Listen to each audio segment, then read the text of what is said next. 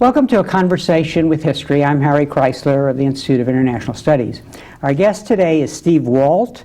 Steve Walt is the Academic Dean and the Robert and Renee Belfer Professor of International Affairs at Harvard's John F. Kennedy School. His publications include The Origins of Alliances, Revolution, and his new book, Taming American Power. Steve, welcome back to Berkeley. Very nice to be back here. Where were you born and raised? I was born in Los Alamos, New Mexico. My father actually worked at Los Alamos National Laboratory, but we left there when I was about 8 months old, settled in the Bay Area and down in Los Altos. I grew up in Los Altos and Los Altos Hills, did my undergraduate work at Stanford and then graduate work at Berkeley. So I was really a product of the Bay Area until I was 25. And looking back, how do you think your parents shaped your thinking about the world? Well, my father's a physicist, and I think he always made it clear that intellectual activity was sort of the highest thing you could aspire to. He also, I think, taught me a lot, mostly through example, about how doing something you really loved was the greatest gift you could have in life. So when I was, growing up, and I might add, I wasn't much of a student, but there was this sense of, you ought to find what it is you really love doing and do that, as opposed to just doing something to make money. He was also very interested in military affairs, military history, and things like that. So I'm sure a lot of that rubbed off on me when I was growing up, and I had gotten interested in military history as a kid, and that sort of carried with me all the way to the present. What about your mother? My mother was a teacher. She went to UCLA, taught school for a number of years, very bright woman. But I think she was very much in the sort of traditional mold that, ultimately wanted to raise kids, be a wife and mother. I used to think that she was the person who sort of was the humanities influence in my life. I'm not sure that's really true, but it was the sort of nice yin and yang of a physicist for a father and a more humanistically oriented mother. And in the public schools, did you have any teachers who reinforced this interest in international politics and military affairs? Not particularly. I had a number of pretty influential teachers, but not in an intellectual sense. There were several teachers. A fifth grade teacher I had, a history teacher in high school, a couple of sports coaches as well, and the main influence they all had on me was to sort of put the bar out a little further, right? To imply, gee, you're not doing as well as you could, and convey that they weren't really going to have much respect for me unless I did better, and we're quite good at sort of figuring out what button to press to try and get a little more performance out of me. And what did you major in at Stanford? I started out actually majoring in chemistry. I was going to go and be a biochemist, and abandoned that after my freshman year, after a freshman year encounter with organic chemistry, which didn't go particularly well. And I shifted my major to history, and was a history major for about a year. And what I realized at that point, at the end of my sophomore year, was that the history I really cared about was international history. And I, at that point, discovered that Stanford had an interdisciplinary international relations major, which is what I really was interested in at that point. So I shifted at the beginning of my junior year to the international relations major. I actually had the odd experience. I'd gotten a summer job working for Robert North, who was a political science professor who did some important international relations work in the 60s and 70s. I got a summer job sort of collecting data for him, and the first semester of my junior year, I ended up simultaneously taking Bob Cohen's Introduction to International Relations and taking Bob North's graduate level IR theory course at the same time. So I was taking sort of the graduate PhD level IR theory course and the introduction to IR simultaneously, and just loved it. I did better in the graduate course than I did in Cohen's class. I see. And Cohen later became a colleague of yours, right, at Harvard? Or no, he was in. No, I think he'd actually left Harvard by the time I got there. But so what led you to make the trek from from Stanford to Berkeley, and of course this is big game week, so this is a loaded question. It was odd because when I applied to graduate schools, I originally didn't think I wanted to go to Berkeley, partly because I'd spent so much of my life in the Bay Area. I thought it was sort of time to get out and see another part of the world. But by the time I had visited enough graduate schools, had sort of looked at the options I had in front of me, I decided I wanted to go to Berkeley. And I think there were sort of two things that did it. One is I was already familiar with Ken Waltz's work, and I really admired that. So I came to Berkeley with the hopes that I would end up working with him. Also, when I visited here, one of the things that several graduate students who showed me around conveyed was that it was a very smart, lively, active, intellectually engaged group of graduate students. And I have always believed that you sort of learn as much from your fellow students as you learn from your instructors, and therefore that sounded very, very attractive to me, and turned out to be true as well. How about, we're going to talk about your research in a little while, but first I want to ask you, what exactly does an international relations theorist do, and what does it take to do that? That's a good question. I think that international relations theory is the attempt to develop general propositions, valid across time and space, that explain the behavior of internationally consequential actors. Now, you could say that would be either nation states, conceivably it would be, international organizations, or international groups like, say, the Red Cross or Amnesty International that operate in some consequential way. You could even include sort of non-state actors like an international terrorist network, anything that operates across across the globe or across national boundaries. So it's a theorist, though, is one who's trying to develop sort of general propositions about that behavior, rather than just explaining a particular case, just describing a particular moment in history. What it takes to do that, opinions vary. My own view is it requires, first of all, a fair amount of just familiarity with the subject matter. It's hard to be a good international relations theorist if you don't know a fair bit of international history, and if you're not pretty well acquainted with the sort of actual behavior, actual conduct. Second, I think it requires creativity, because theories are creative constructions. And third, I think it does require a certain instinct for simplicity, that a theory is a simplification of reality. It's an attempt to come up with a general set of principles or laws that govern a wide variety of disparate behaviors. And so it's not just sort of adding up more data, adding up more variables, adding up more hypotheses. It's also looking for that sort of radical simplification, that way of making sense out of a whole series of things that don't make much sense. So it does require a certain capacity for abstraction, or capacity to see a pattern in a set of data or a set of evidence that no one has seen before, and that makes sense out of that confusing picture. Is theorizing lonely work? I think scholarship is lonely work. I mean, there are some people who do a lot of work collaboratively, and often work in large research teams, and that's, I think, more of a model in the natural sciences than in the social sciences. I've tended to work alone, because it's just the way I'm most comfortable. I've done a little bit of collaborative work from time to time. The lonely part, first of all, some of it is just very time consuming. I mean, if you're trying to do a historical case study or assemble a quantitative database, that often just takes a lot of time to do. But theorizing, and in fact most scholarship, is in a sense always about trying to get your brain to think thoughts that it does not find easy to think, right? If it was easy to figure out the answer, you'd have solved it already and you'd move on. But so you're always wrestling with a problem that you haven't solved yet, a nut you haven't cracked, and that can be very frustrating, very lonely. It takes long hours. We all know the phenomenon of sitting and trying to write something where you just write a paragraph and delete it, and write a paragraph and delete it. And the reason is because you haven't figured out what you're trying to say yet. I sometimes tell graduate students that a lot of good work really is like pounding your head against a wall in the hope that the wall will collapse before your head does. And the one saving grace is that I think most scientists of any kind, they love the eureka moment. There is that moment where the wall does in fact tumble, and you get to move forward, sometimes a yard, sometimes 10 feet, sometimes a mile. And that's a wonderful feeling, that sense of, I've got it. I've suddenly figured it out. It all makes sense to me.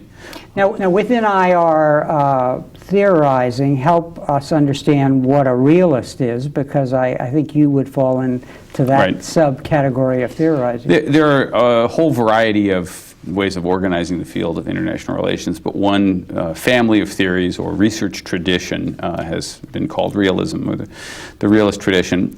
I think at its core are a number of basic ideas about world politics. First, that international politics is anarchic, that there is no central authority and no policeman to protect states from one another, and consequently security is always an issue.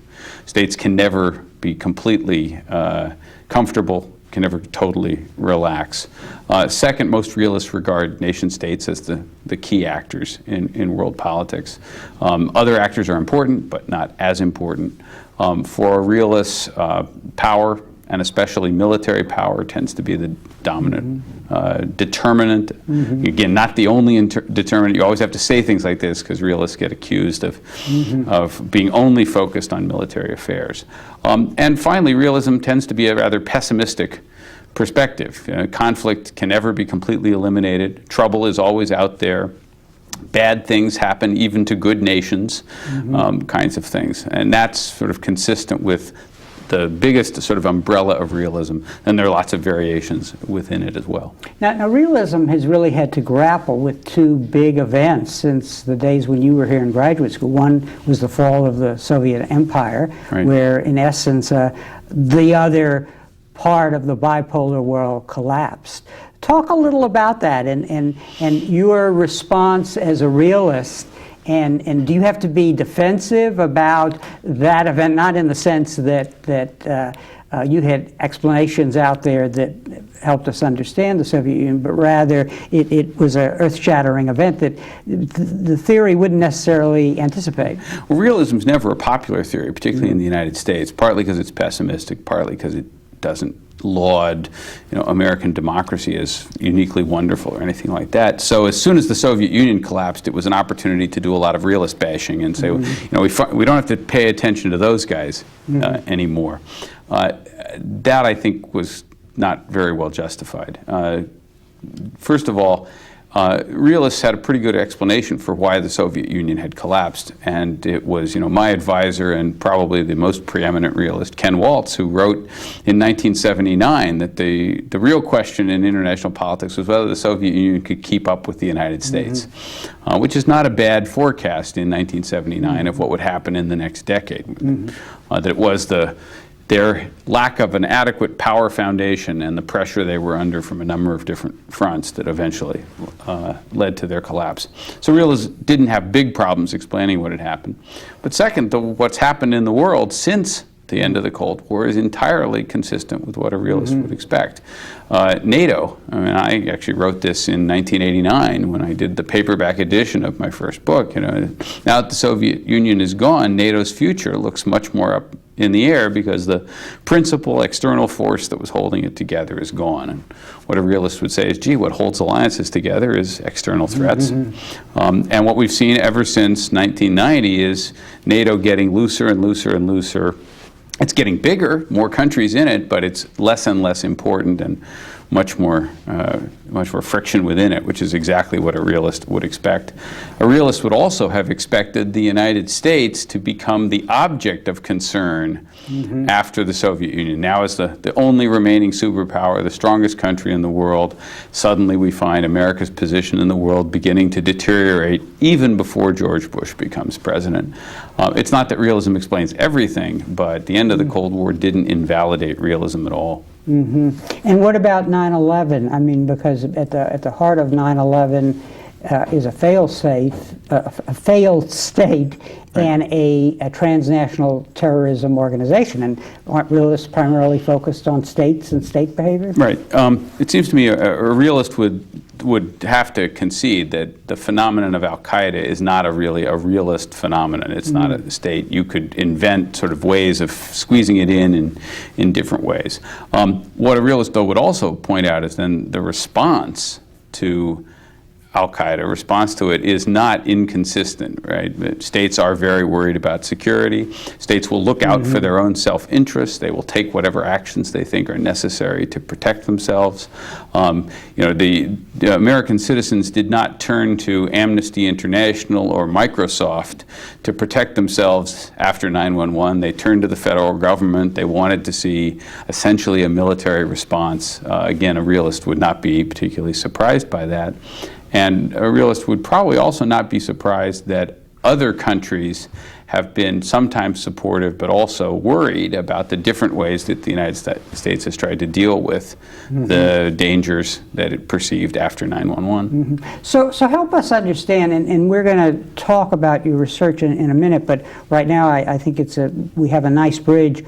I know that you've done thinking on the way theory can impact policy, the way IR theory might enhance our understanding as we make foreign policy. And so my first question really, in a way, the administration in launching the war in Iraq, it's almost as if they were D+ students in realism.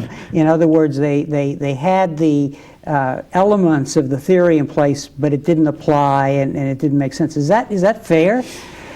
Yeah, I think that's fair. I mean, at the very simplest level, I think the sort of neoconservatives who engineered the war in Iraq had a very atheoretical, not very well supported, but also almost ahistorical view of America's position in the world.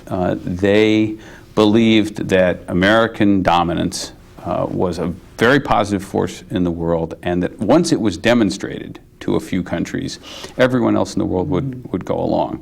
A realist would say immediately, wait, if the most powerful country in the world looks too eager to use force, that's actually going to generate lots of concern, lots of resistance. We're not going to see lots of support. The second thing is they really did have this belief in the spread of democracy, that democracy was really hardwired into all individuals in the world, and that once you removed a despot like Saddam Hussein, the Iraqis would rise up and welcome the opportunity to build a democracy. Again, I think almost anybody who's looked carefully at how democracy is spread in different parts of the world understands it's a much more difficult process. This is sort of realism with a small r. It just wasn't very realistic to expect that sort of thing to happen.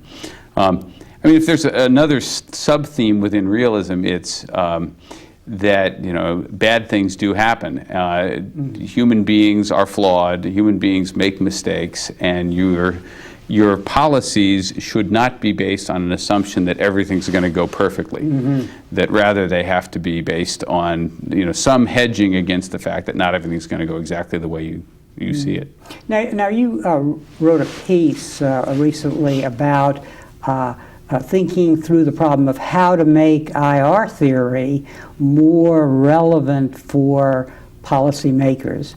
That's one item I want to put on the table. Secondly, you and your colleague John Mersheimer at the University of Chicago were very active in the councils of the Council of Foreign Relations and elsewhere in making the realist argument against the war.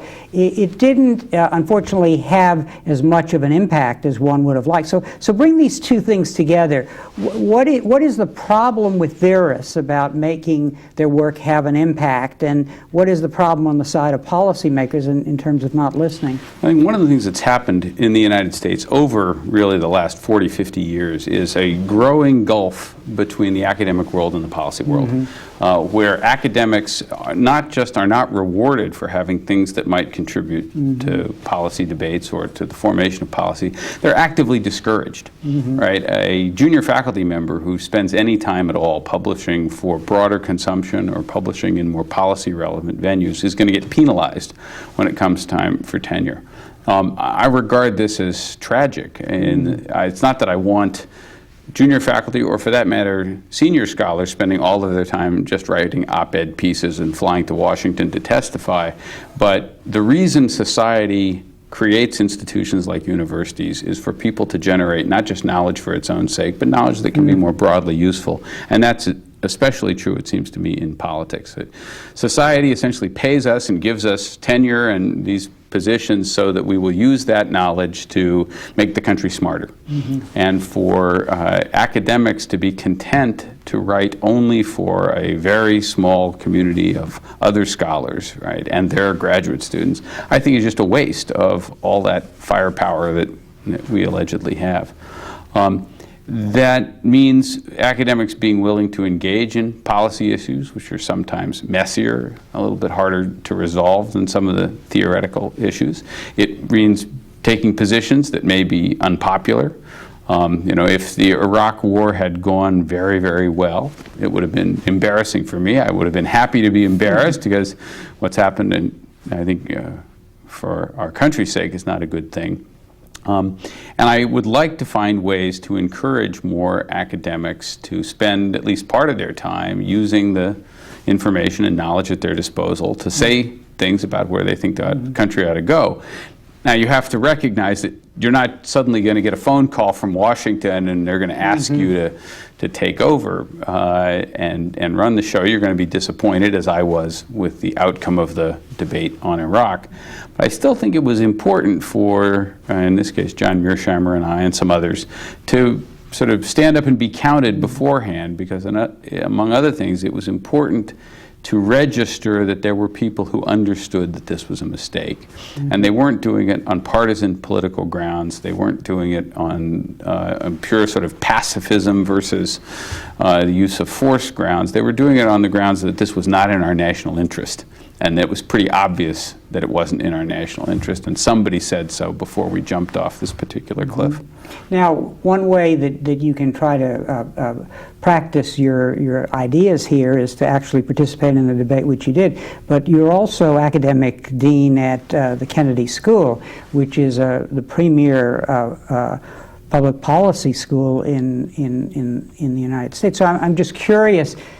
I mean, I'm sure you could talk about hours on this, but briefly, how does your role and the curriculum there try to make theory relevant to policy in the way we educate students? Yeah, I find teaching at the Kennedy School, I've taught at Princeton, I've been a course assistant at Berkeley and at Harvard, I've taught for 10 years at the University of Chicago.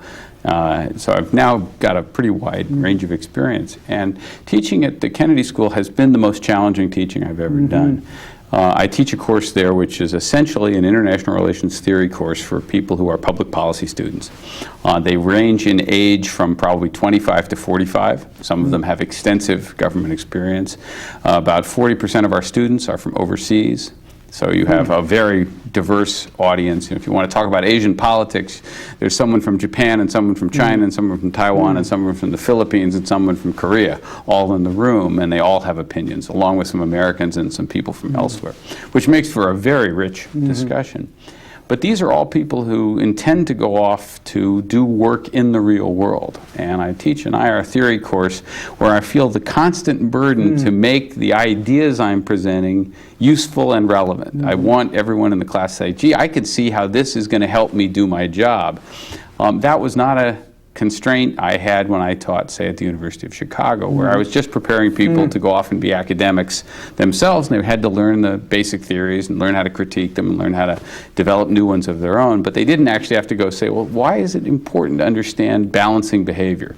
Why is it important to understand how international regimes work or don't work? Why is it important to sort of think through the implications of social constructivism if I'm going to be a foreign service officer?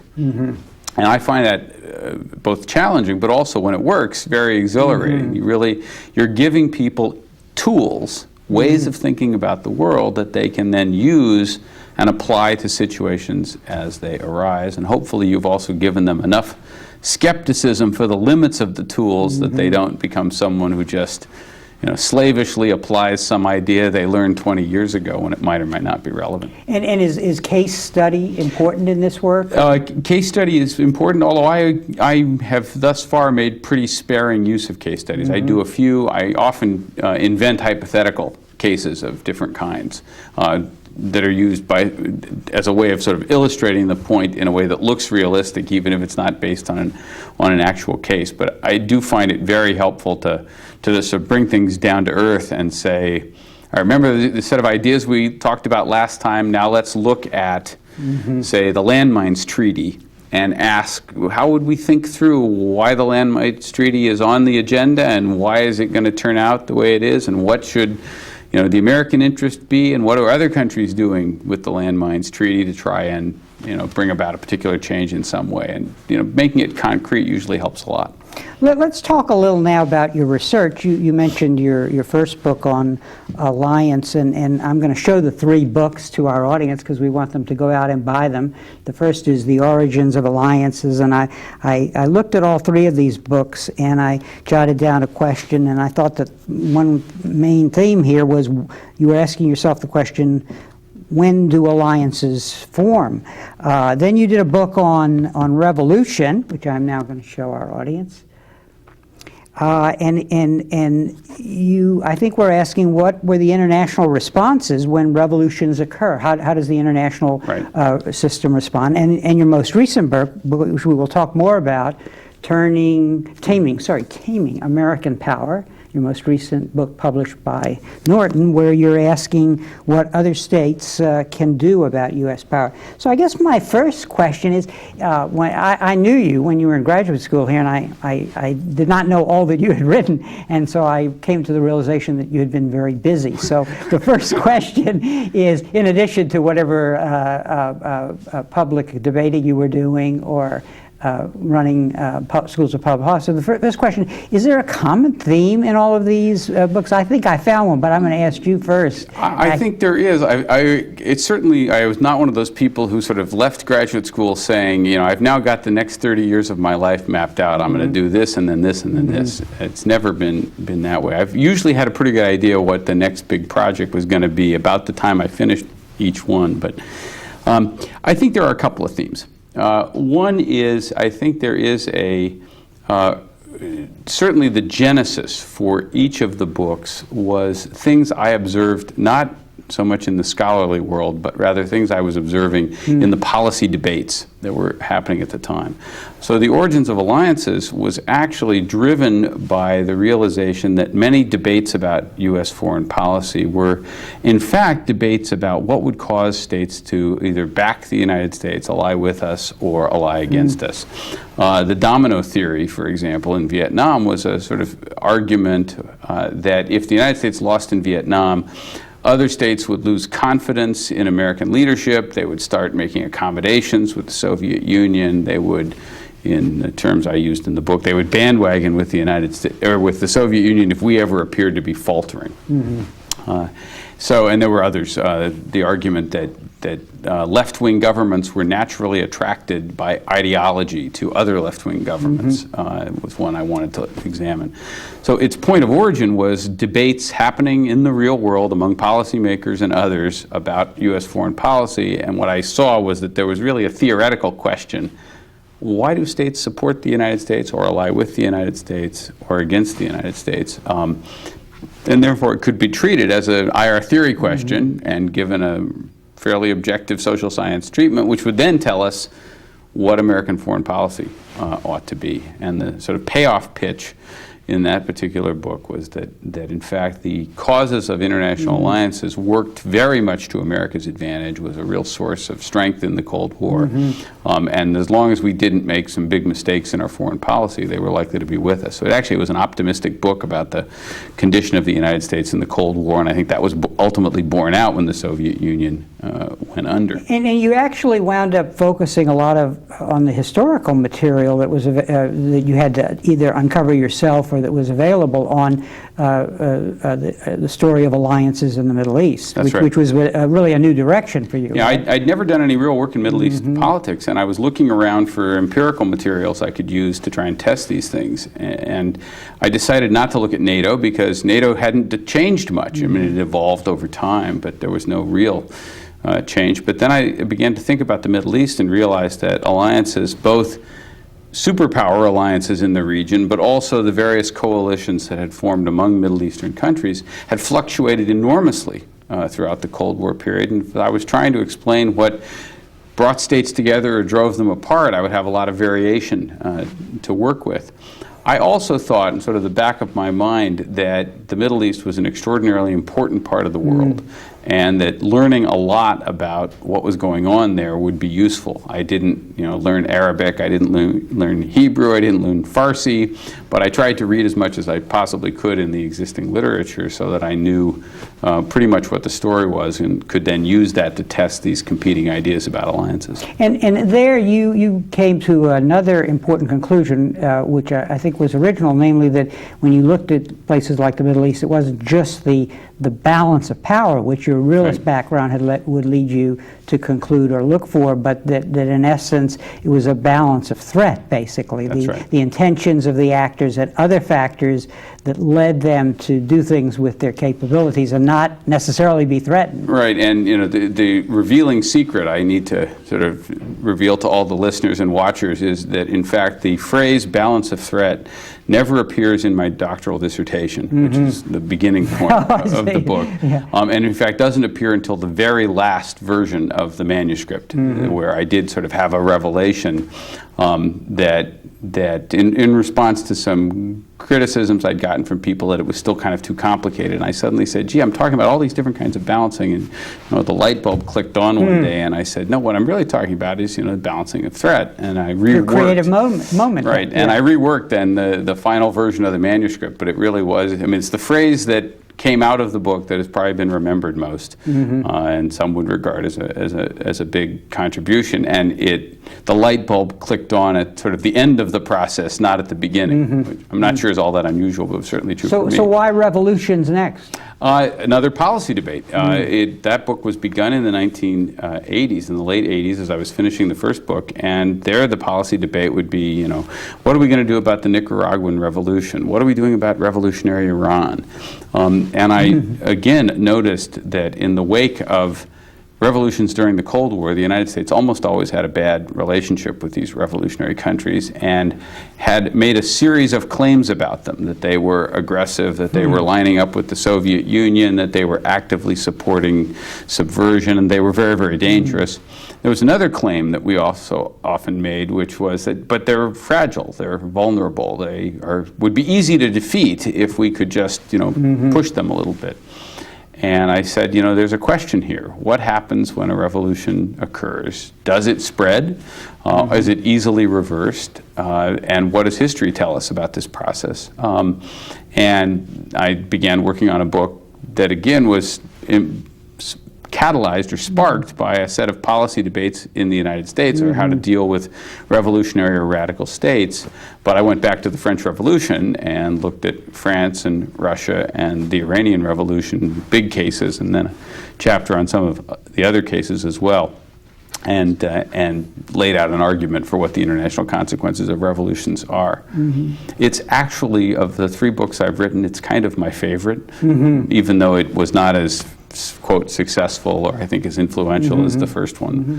First one was. It seems to me that as I read this and I jotted down that when this movement from the balance of threat to then, especially in the Revolution book, looking at intentions and the way we misperceive what the revolution is trying to do or doing, and the way the revolution in turn really is an entree point into thinking about moving beyond your realist backgrounds in a way and kind of looking at what's going on domestically. Is that fair? I mean, it suddenly struck me that if you're talking about intentions and you're not just looking at capability, then you're in the ballpark where you want to say, well, how do these countries see what's going on? What are the factors influencing them?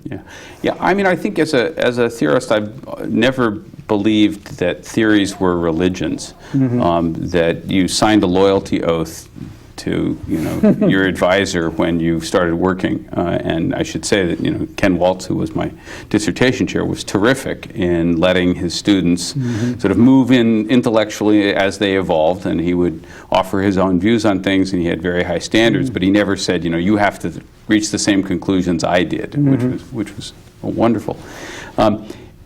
I think theories are tools, and you use the tool as far as it will take you, and then you either use a different tool to get you the next distance, or you have to start thinking creatively yourself about it, and that being sort of too slavishly devoted to a particular worldview is usually a mistake. I think realism as a broad perspective on international politics is very powerful. I think it's the best one we've got, but it's got lots of flaws. There's lots it doesn't explain, and I've tended to focus on the problem rather than just writing books that are supposed to defend a particular worldview or, God forbid, the worldview of a bunch of my predecessors. I'd rather just work on the problem with the tools at hand, and I tend to lean on realist tools a lot because I think they're the most useful, but they're not the only ones. Now, I'll show your new book again, and this time I'll get the title right, Taming American Power. And I think there does seem to be a logical progression here in terms of your work. And what are you trying to deal with it, and why is it a problem? Because it's really this, well, what does everybody now do with the 600, 800-pound gorilla that the U.S. has become? Right. Talk a little about that. Yeah, well, it's clear that this is a book that you can pretty easily see as reflecting the realist intellectual origins that I have. The view in the 1990s in the United States was that, we won the Cold War, we were the unipolar power, democracy seemed to be breaking out in a number of places. The Washington Consensus was extending in various parts of the developing world, this idea of sort of rule of law, open markets, democracy would all go together. There was a real sense that the wind was at America's back, and we were now going to be Pax Americana, ruling rather benevolently over a compliant world that would pretty much go along with us. And the only problems we would face would be from a handful of pesky dictators in a few places like Serbia or Libya or North Korea or Iraq. And I just didn't believe it. I felt that there would be resistance to the United States, that other countries would be uncomfortable with American power. And this began to show up by the mid-1990s. The French talking about America being the hyperpower, the Germans worrying about American unilateralism, other countries expressing some concerns about us, which I thought was, again, the way a realist would view it is not just American triumphalism, but also then the rest of the world having to deal with the reality of American power. And I began working on the book in the sort of very end of the Clinton administration, but I didn't realize the Bush administration was going to give me as much material as it turned out to provide, in a sense making the book both harder to write but also somewhat easier. Now, are you? Should one be surprised that the countries of the world that don't look well upon what we've been doing since the Bush administration have come into power, namely putting aside a number of international treaties, the war in Iraq, the development of a so-called doctrine of preemption, which is actually a preventive war, and so on. Should we be surprised that we aren't seeing more in the way of the negativism, the negative reaction, taking a concrete form by states getting together and really balancing in the traditional classical balance of power way? Yeah, I think it is somewhat surprising that you haven't seen more vigorous balancing, at least at first glance. It looks at first glance like there's almost nothing happening. And you might have expected more. You might have expected some greater attempts to develop sort of coalitions that could check the United States. I think that's been mitigated by a couple of things. Despite what I regard as a number of pretty serious missteps by the United States, we have yet to go on the kind of expansionist rampage of a Imperial Germany or a Nazi Germany or Imperial Japan, trying to conquer huge chunks of the planet. That's a good thing. Fortunately, we have no need to do so, and I think we do understand that for the most part, and that's mitigated it. A second thing that's mitigated it is in a number of places, other countries worry as much about each other as they worry about us. Putting together a big coalition of Japan and India and China and Russia would be hard because those countries are all somewhat wary because they're all neighbors. And So they're wary of each other. they're wary of opposed- each other yeah. as opposed to wary So of us. geography matters to us. Geography matters a great deal. It's a great advantage that the United States has. And on a number of issues, whether it's management of the world economy, the problems posed by international terrorism, things like that, there's still some general agreement among most of the major powers. None of the major powers want to see weapons of mass destruction spreading all over the world. So we have certain points of agreement that minimize the degree to which other states are going to take active measures. That said, they are doing various things, right? Some of the impetus for European unity is intended to try and balance us. Cooperation between Russia and China has increased over the past decade, and they have been slowly trying to organize more influence to deny American influence in parts of Asia as well. So that's, I think, a sign of it. Even something like the support that Syria and Iran are allegedly giving to the insurgency in Iraq now is a form of balancing. They are helping an American adversary, in this case the insurgency, and for all of the obvious reasons that they regard our presence there as a threat, and we have threatened them openly. So you do see balancing. It's just not as all out as, you know, a very simplistic view of American power might lead you to expect. And so that, and in this context where you're really focusing on, well, how the world is responding, then in some sense you can find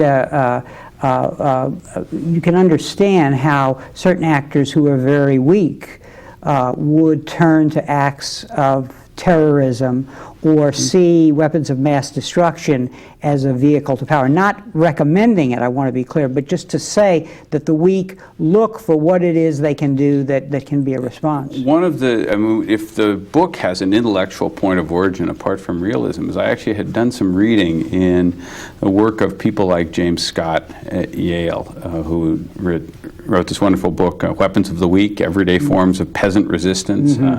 Domination and the Arts of Resistance is another one of his books. And he's talking about how actors in very unequal social settings, prisoners in a concentration camp or inmates in a prison, workers on a slave plantation, where power is monopolized by one group, right? Nonetheless, the weaker actors often find lots of little ways to carve out a little bit of autonomy, to get slightly better deals, to limit the most powerful. And I saw this as a very illuminating analogy for the condition of the United States.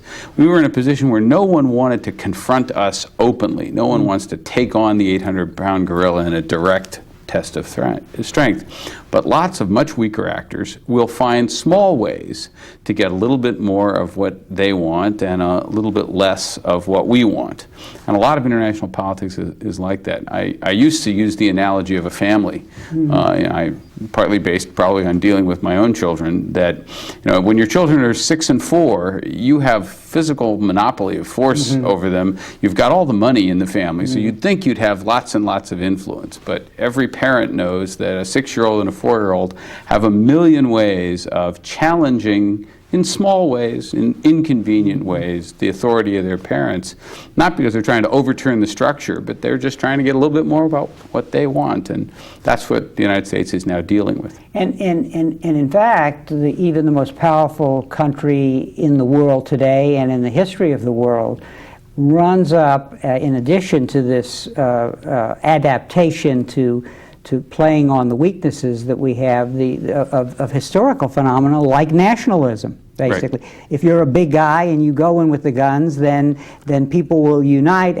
around getting you out, even if that unity will break as soon as you leave. Yeah, I think that's right. The other thing, I mean, even when you're the number one power, there are some things your power can't do for you. There are limits. There are some things American military power is very good for. There's other things it actually is quite a crude instrument, not particularly good for. There are also differences in motivation. One of the reasons why nationalist resistance is so potent is that native inhabitants of a particular area usually care more about throwing you out than you care about staying. They are willing to pay a very high blood price in order to do that. So, you know, Hezbollah was effective in throwing the Israelis out of South Lebanon. It was not Israel, it was It was not their homeland. The Russians have had a devil of a time in Chechnya because the Chechens regard their presence there as illegitimate, and they are willing to go to great lengths to try and bring that to an end. We are killing more Iraqis than they are killing Americans, but we are, in my view, likely to fail there in part because they will ultimately care more about this one than we will. Mm-hmm. That's a familiar story from the sort of history of nationalist resistance as well. Mm-hmm. One of the themes that emerges in your book as you look at the various ways that actors balance is the notion that because we are an open liberal democracy, that weaker states, whether allies or not, can penetrate our political system and greatly impact the choices we make about our policy, for example, in a particular region. I was intrigued to note that this theme actually emerged in a way in your very first book, and in your new book, you in a very authoritative way comment on the role of AIPAC in the Israeli lobby in influencing U.S. policy. And you make clear that these are loyal Americans, using the American system. But what are the consequences for that, and in what ways should we think about this problem? Yeah. Well, it should be, in the first instance, thought of as just a normal feature of American politics. We are a system of government that's based on interest groups, whether it's sugar beet farmers who are trying to get protection so that they can sell more sugar in the United States, or textile manufacturers, or teachers' unions, or whoever. So this is a very normal feature. Anybody who wants to shape American policy organizes to do so and then starts using the various tools of a democracy. You write letters, you make campaign contributions, you go to talk to congressional officials, you try to get your people placed in the executive branch so that they can influence policy directly. You try to shape who gets elected and who doesn't get elected. This is a very familiar story, and there's nothing special about any of the ethnic lobbies that have tried to shape American foreign policy in the past. That said, the question most or all Americans should ask is whether or not that influence is in the American national interest. And what you see, in my view, in a number of cases where the very powerful impact of some foreign policy-oriented lobbies has led the United States to adopt policies that were not in its interest. I use three examples in the book. One is the Israel lobby, the other is the emerging Indian-American lobby, and finally the Armenian American lobby as well, mostly to show how under certain conditions, relatively small groups of people, once they are well organized and once they're focused on a single issue, can have a very big impact.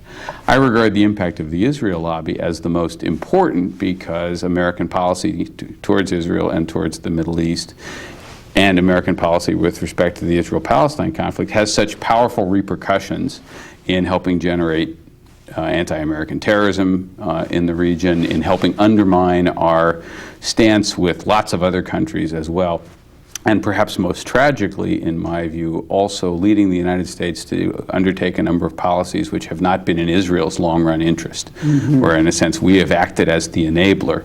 And what I would really like to see is that the current taboo against being able to even talk about this openly and rationally in American politics begins to dissipate. Right now, this has become a subject that you can barely talk about without people immediately trying to silence you, immediately trying to discredit you in various ways, such that no American politicians will touch this, which is quite remarkable when you consider how much Americans argue about every other controversial political issue.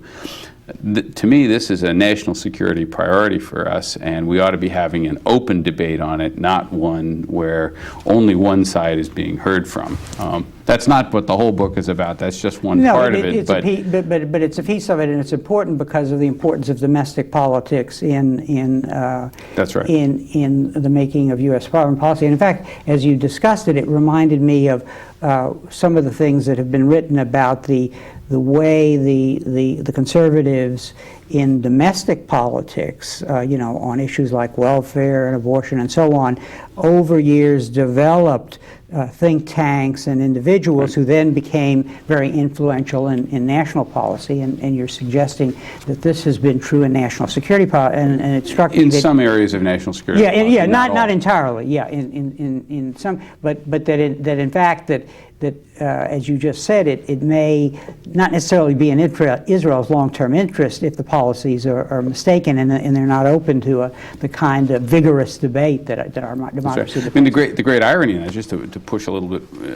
forward, is that of course there is a much wider ranging and heated and lively and interesting debate within Israel itself over what Israel's policies ought to be. Just go to Haaretz every day. Go to Haaretz, which I do repeatedly, but not just Haaretz. The Jerusalem Post has a different perspective than Haaretz and other Israeli newspapers. They're all over the map. They say lots of things back and forth. It's completely lively, highly admirable democratic debate going on there. And you come back across the United States, and the range of opinion in most mainstream publications runs from sort of A to A minus. Right, we just don't have the same kind of debate there, which is unfortunate given how active our role is and how important it is to our long-term interests, and I believe also important ultimately to Israel's future. When you look at the bigger problem now of balancing American power and your recommendations, one of the things that struck me was a lot of what you were calling for was to go back the way that we were doing things before the Bush administration's response to 9/11, and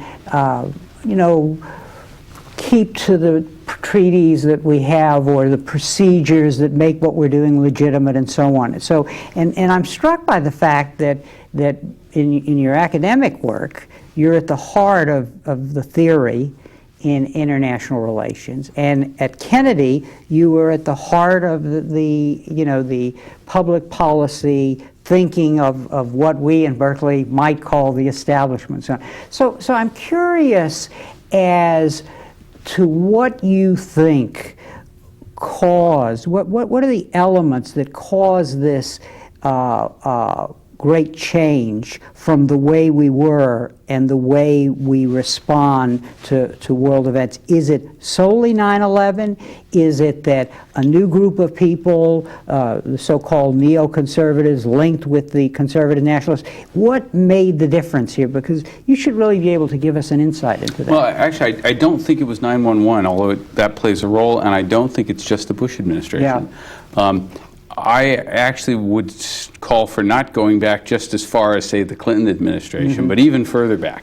I even would go further back, say, to sort of the pre-Cold War era. One of the things that's happened in the last 40 or 50 years is, in fact, the United States has gotten very accustomed to telling the entire world how to live and how to behave. It's too far to say we've tried to run the world, but pretty close.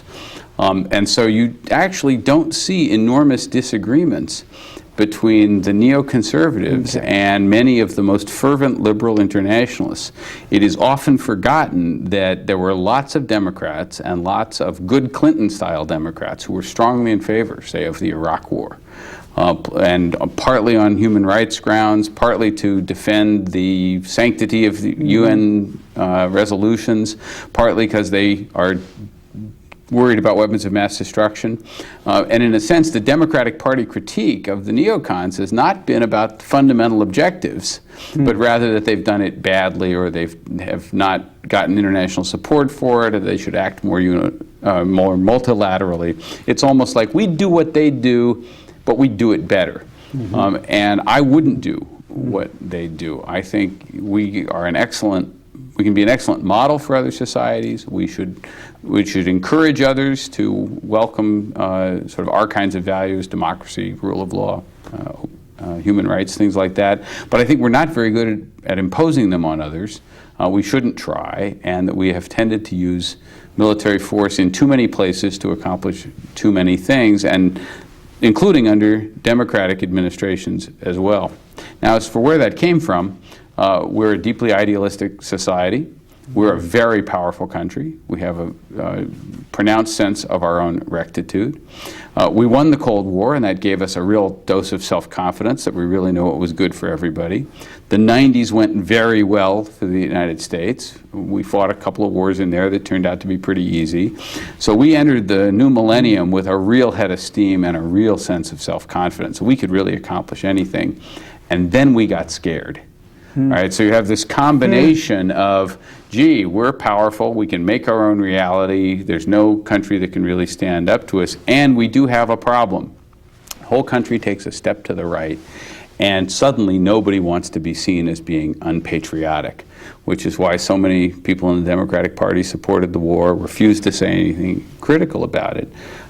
Because I wasn't running for office, because I had the sort of freedom to just look at this from a more rational perspective, I like to think, or at least a more realistic perspective, I could see that there was a difference between, say, the first Gulf War, where we were repelling aggression, and the second Gulf War, where we were launching a preventive war, and where, most importantly, at the end of it, we would end up in control of Iraq, or at least responsible for Iraq, which we had no idea how to do, and where I felt, I'm sad to say, I think correctly, that this was going to lead into many, many more problems than Saddam would have caused had he remained in power. In a way, you end up with a formula that says, really, because we have so much power and this idealism, in a way, we have to look to self-restraint, self-containment, and then I think your preferred policy purpose is essentially offshore balancer, that is playing hard to get, not intervening everywhere. Right. American power is an extraordinarily valuable asset in the world, but because it's a valuable asset that others are going to want to use or have applied to different areas, we ought to be rather reluctant to do that. We ought to be not engaging militarily unless we absolutely have to. We are essentially passing the buck to others to deal with regional security problems, backed up by the United States, not insisting on taking the lead, but being ready to come in if we have to. This, for example, is the policy the United States followed in the Persian Gulf from 1945 to 1991. We did not intervene with ground troops. We used air and naval power, and we used those sparingly. And that was in the Cold War, when we had to worry about the Soviet Union maybe coming in there. We didn't react to the Iranian Revolution by suddenly sending hundreds of thousands of troops to the region. We changed that policy in 1991, which helped fuel the rise of al-Qaeda, eventually gets us into a direct confrontation with Saddam Hussein, and eventually gets us into Baghdad. So I do call in the book for a return to a much more flexible, much more restrained military policy that is not isolationism, but it's one that relies on regional allies, much more relies on mobility, relies on keeping troops at home and keeping out of everybody else's business unless it becomes our business. I might add, I think this is where Donald Rumsfeld actually wanted to take the American military when he became Secretary of Defense. So a lot of things he said early on that implied, troops out of Europe, reduce the numbers in Asia, rely more on mobility, and he unfortunately, if that is what he was intending, got derailed by a combination of 9/11 and the Iraq War, which will be a dead weight on us for quite some time and moving in that direction. Steve, I want to thank you very much for coming back, being on our program. It was great to have you. It's been a pleasure talking with you. And let me show your new book again, Taming American Power, out from Norton. And thanks again for joining us. And thank you very much for joining us for this conversation with history.